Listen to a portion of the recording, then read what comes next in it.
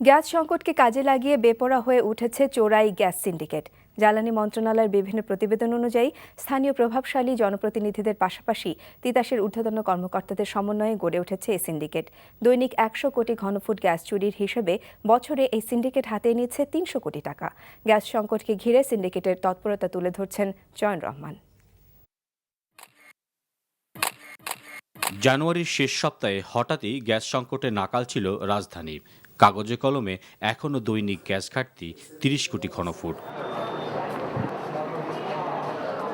এবার দৃষ্টি দেয়া যাক অবৈধ সংযোগের দিকে। এখন আর রাতের আধারে নয়, দিনের বেলায় দেয়া হচ্ছে অবৈধ সংযোগ, যার পরিমাণ গিয়ে দাঁড়িয়েছে প্রায় 5 লাখে। এসব সংযোগের সরবরাহ হচ্ছে দৈনিক 10 কোটি ঘনফুট গ্যাস, আর বছরে বাণিজ্য হচ্ছে প্রায় 300 কোটি টাকার।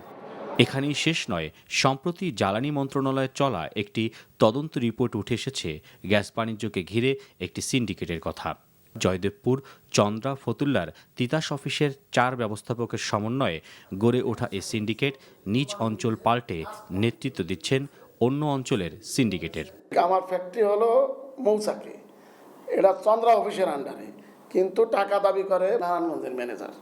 আমার কাস্টমার না, আর আমি তাকে চিনি না তো।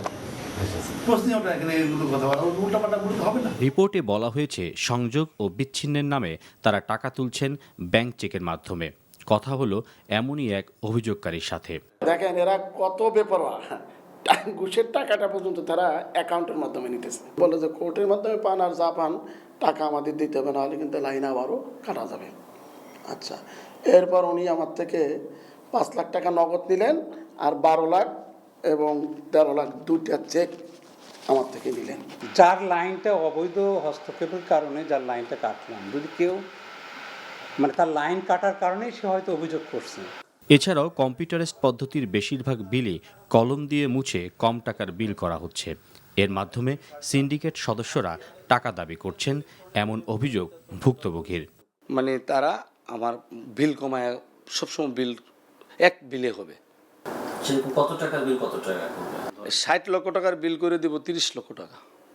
20 লাখ টাকা তারা নিয়ে যাবে, 10 লাখ টাকা আমার প্রফিট হবে, 20 লাখ টাকা তাদের দিয়ে দিতে হবে। বলয় তৈরি করছে সিন্ডিকেট, এই কথাটা ঠিক না। আমরা ভালো কাজ করি জন্য ম্যানেজমেন্ট আমাদের রাখে, ভালো কাজ না করলে কিন্তু এখানে রাখবে না। তিতাস কর্তৃপক্ষ অবশ্যই তদন্ত নিয়ে বেশি কথা বলতে রাজি হননি। চয়ন রহমান, এনটিভি নিউজ, ঢাকা।